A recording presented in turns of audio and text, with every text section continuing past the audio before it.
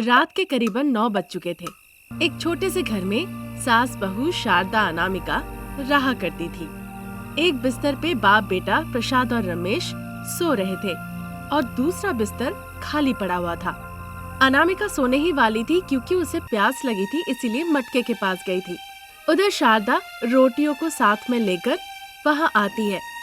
बहू को पानी पीते हुए देखकर कहने लगती है, जो चावल बनता है वो हम बाप बेटे को खिला देते हैं। बहू, तुम पानी पी के पेट भर रही हो अपना।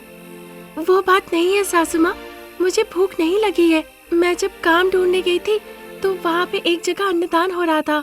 वहाँ जाके मैंने पेट भर के खाना खाया, इसीलिए मेरा पेट भरा हुआ है। अब कोई दिक्कत नहीं। भरे हुए पेट में पानी के लिए जगह नहीं होता है बहू। सासू माँ की इस बात पर अनामिका के पास कोई जवाब नहीं होता है। वो सर झुका के खड़ी रहती है। क्योंकि मैंने जन्म नहीं दिया, इसलिए तुम्हें लगता है कि मुझे तुमसे प्यार नहीं।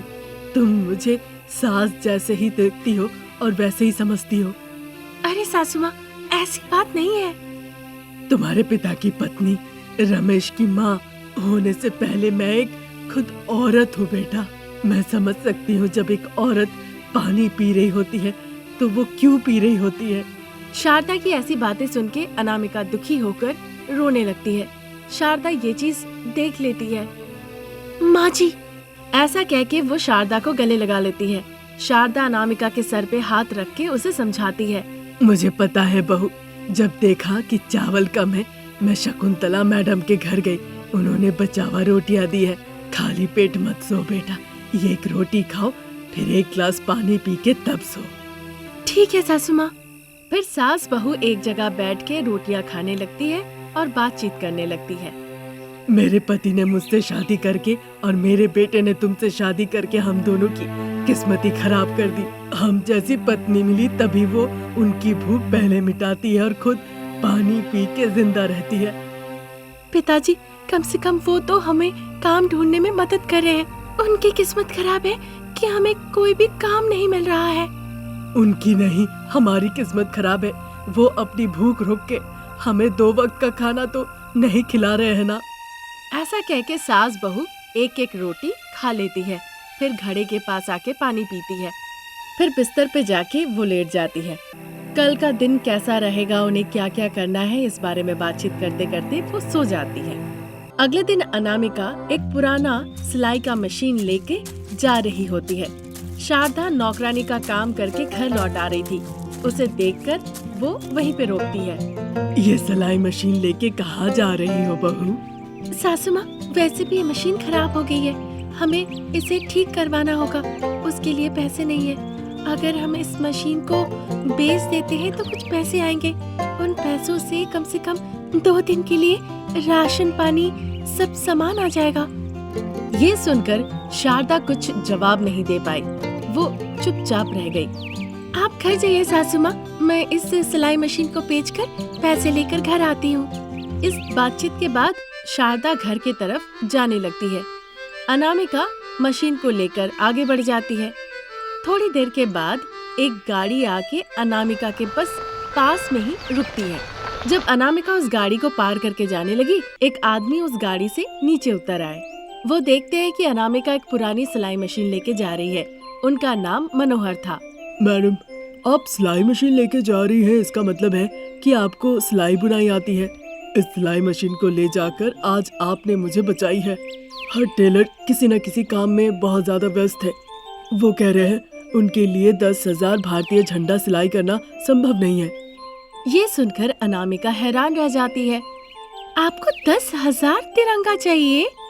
हाँ मैडम, आपने जिस तरह से सिलाई मशीन पकड़ा हुआ है, ऐसा लग रहा है कि साक्षात माँ लक्ष्मी देवी सिलाई मशीन पकड़ के मेरे पास आई है।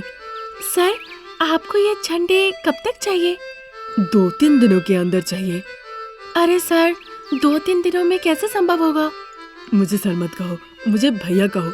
मुझे पता नहीं तुम कैसे सिलाई करोगी, पर ये बस हाथों के आकार का छोटा छोटा तिरंगा होगा। 2-3 दिनों के अंदर हाथों के साइज का तिरंगा? उसके लिए 3 रंग के कपड़े खरीदने होंगे, उन्हें काटने होंगे, फिर उन्हें सिलाई करनी होगी। बहुत काम होगा भैया। अरे बहन, तुम्हें जो जो चाहिए मैं सब कुछ दूंगा, बस तुम मुझे एक बार सी के दे दो। सारा तिरंगा सीने के लिए मैं तुम्हें नगद 15,000 रुपए भी देने के लिए तैयार हूँ। अगर चाहो तो 5,000 एडवांस भी ले लो तुम।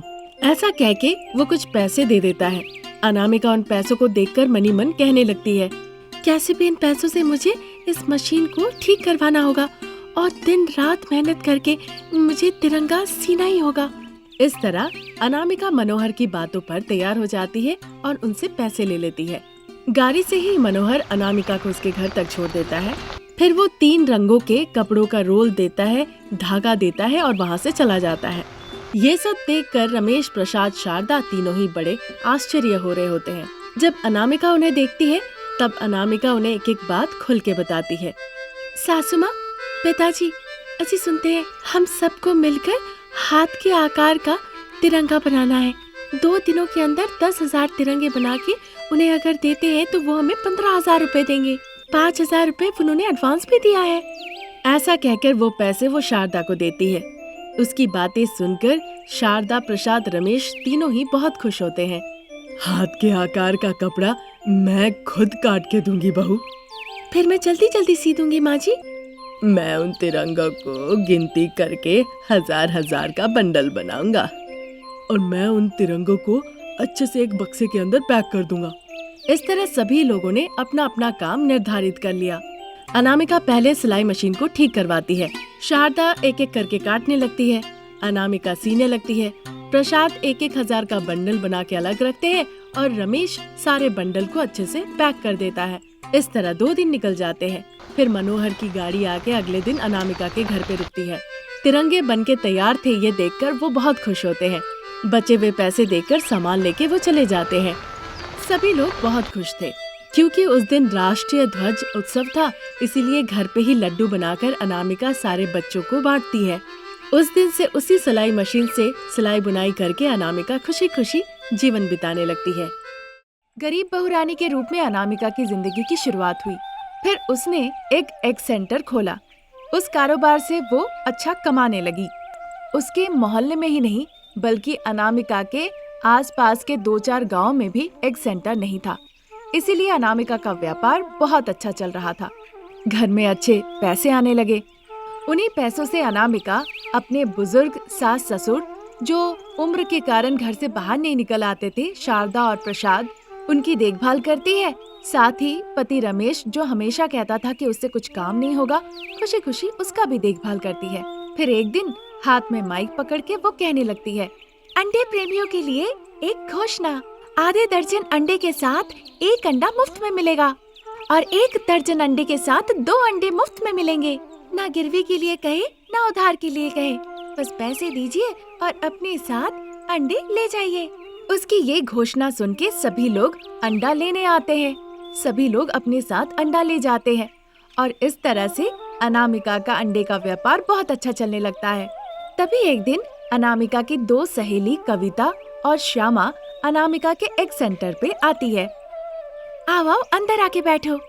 उसकी जरूरत नहीं है, हम जो कहने आए हैं वो सुनोगी तो हमें जाने के लिए ही कहोगी। समझ गई, 1 मिनट रुको। ऐसा कह के वो अंदर से जाके एक बोर्ड ले आती है जिस पे साफ साफ लिखा हुआ था, ना उधार मांगे ना हम उधार देंगे। उधार देना बहुत खतरनाक है, पैसे देना मंगलमय है। ये पढ़ने के बाद दोनों महिलाएं अपने में खुसफुस करने लगती है। अनामिका उन लोगों को देखी, फिर दुकान पे आए ग्राहकों को जाके वो अंडे देने लगी। कविता और श्यामा को लगा कि अनामिका देख नहीं रही है, इसीलिए वो चुपके चुपके वहाँ से अंडे लेकर अपने बैग में रखने लगी। पर अनामिका ये चीज देख लेती है। थोड़ी देर तक वो अनामिका से बात भी करती है। अनामिका, अब हम चलते हैं। तुम लोग आए क्यों थे और क्यों जा रही हो? ये कैसा सवाल है? हम दोस्त थे इसीलिए तो हालचाल पूछने आए थे। इससे पहले कि कविता और कुछ कहे, अनामिका बीच में घुस के उसे कहने लगती है, हालचाल पूछने आई थी पर तुमने तो अपना काम कर लिया। खाली बैग लेकर आई थी और दर्जन अंडे लेकर अब जा रही हो। तो तुम क्या कहना चाह रही हो? हम यहाँ चोरी करने आए थे क्या?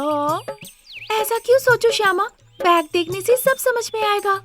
ऐसा कह के अनामिका उनका बैग देखना चाहती है। उनके बैग में अंडे थे। अनामिका, कविता, श्यामा तीनों एक दूसरे से लड़ाई करने लगती है। अनामिका की बातों से वो अपमानित महसूस करती है। कविता और श्यामा दुखी होकर अनामिका के एग सेंटर से चली जाती है। उसके 2 दिनों के बाद अनामिका के दुकान के ठीक बगल में ही वो दोनों एक नया एग सेंटर खोल लेती हैं। अनामिका से वो भाव भी कम रखते हैं। ये देखकर अनामिका बड़ा आश्चर्य हो जाती है। वो जानती थी कि कविता और श्यामा जानबूझ के ताकि अनामिका का नुकसान हो, इसलिए उन्होंने ये एग सेंटर खोला है, पर उसने जाके कुछ कहा नहीं। बस इतना कहती है कि पाप का फल जरूर मिलेगा। अब दिन ब दिन अनामिका का एग सेंटर का व्यापार गिरता जा रहा था। अनामिका को नुकसान होने लगा, इसीलिए अनामिका अब दूसरा व्यापार के बारे में सोचने लगी। अनामिका ने सोचा कि अब वो आलू का व्यापार करेगी। हाय भगवान, ये कविता और श्यामा जानबूझ के एग सेंटर खोली और कम भाव में अंडा बेचने लगी। देखो मेरा कितना नुकसान हो गया। अब उनसे लड़के भी कोई फायदा नहीं, मैं चुप ही रहूंगी। उन्हें करने दो जो करना है, अब मैं आलू बेचूंगी। ऐसा कहकर वो फैसला ले लेती है। फिर वो अंडे के साथ साथ आलू भी रखने लगती है और आलू बेचने लगती है। आइए बाबू आइए, सस्ते भाव में आलू ले जाइए। बाहर ढूंढने जाएंगे तो भी इतना सस्ता ना पाएंगे। 5 केजी आलू एक साथ लेने पे दाम कम हो जाएगा और 10 केजी लेने पे दाम बहुत कम हो जाएगा। आइए बाबू आइए। अनामिका आलू बेचने लगती है।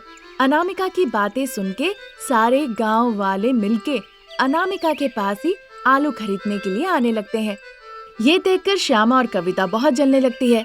वो दोनों अपना एग सेंटर छोड़ देती है, इस वजह से क्योंकि अनामिका अब आलू का व्यापार कर रही थी और व्यापार भी आसमान छू रहा था। देखा कविता, उसे पता था कि हमने उसके नुकसान होने के लिए अंडे का व्यापार शुरू किया है, पर उसने कुछ नहीं कहा। अब देखो आलू का व्यापार भी चल गया। ये देखकर मुझे बर्दाश्त नहीं हो रहा है। मुझसे भी सहन नहीं हो रहा है, अब क्या करे? तो क्या हम भी आलू का व्यापार शुरू करें? इस तरह कविता और श्यामा चर्चा करती है और अगले दिन से अंडे बेचना बंद करके वो दोनों भी आलू का व्यापार करने लगती है। वो अनामिका से 2-3 रुपए कम भाव में आलू बेचने लगती है। ये जानने के बाद गांव वाले भी कविता और श्यामा के पास जाकर कम भाव में आलू खरीदने लगते हैं। इस वजह से अनामिका का आलू का व्यापार घाटे में चला जाता है। अनामिका बहुत दुखी हो जाती है। दुकान बंद करके वो घर चली जाती है। ये देखकर कविता और श्यामा खुशी से झूम उठती है। देखा कविता, हमने ऐसा दिया कि अनामिका मुंह के बल गिरी। हाँ श्यामा, हमें ऐसे गिराना है ताकि वो जिंदगी में भी कभी व्यापार करने का ना सोचे। उधर वो दोनों बहुत खुश थी और इधर अनामिका बहुत दुखी थी। वो बगान के पास एक बेंच के ऊपर उदास होकर बैठी हुई थी। बहू को देखकर सासू माँ उसके पास आती है। देखती है बहू बहुत उदास है। फिर सासू माँ उदासी का कारण पूछने लगती है। अरे बहू, ऐसा बंदर जैसा क्यों मुंह बनाई हो? मैं हूँ ना, मुझे कहो। देखो व्यापार कैसे चलाते हैं। फिर शारदा अनामिका को क्या करना है, कैसे करना है, सब कुछ समझाती है। अगले दिन से अनामिका अंडे और आलू को मिला के फ्रेंच फ्राइज बना के बेचने लगती है। ये देखकर कविता और श्यामा का मुंह खुला का खुला रह जाता है। अनामिका ने तो हमारी कमजोरी पे ही वार किया है, अब हम क्या करें? अब क्या ही करे, हम दोनों को ही अच्छे से खाना पकाना नहीं आता, कहाँ से अब फ्रेंच फ्राइज बनाए? बेहतर है कि छोड़ ही दे। इस तरह दोनों कहती है और उधर अनामिका आलू और अंडे को मिला के गर्मा गर्म फ्रेंच फ्राइज बेचने लगती है। ठंड वाली शाम, बेहतरीन मौसम और अनामिका इधर गर्मा गर्म फ्रेंच फ्राइज बना के बेचना शुरू कर देती है। साफ सुथरा हाइजीन से अनामिका फ्रेंच फ्राइज बनाती है। ये देखकर सभी लोग वहाँ भीड़ लगा देते हैं। देखते ही देखते अनामिका का अंडे आलू का फ्रेंच फ्राइज का व्यापार चलने लगता है।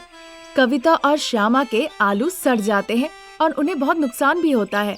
उन दोनों को एहसास हुआ कि ऐसा करना बहुत गलत हुआ, इसीलिए अनामिका के पास जाकर वो माफी मांगती हैं। उन्हें माफ करते हुए अनामिका उन्हें गर्मा गर्म फ्रेंच फ्राइज खाने के लिए देती है। फिर तीनों खुशी खुशी एक हो जाती है।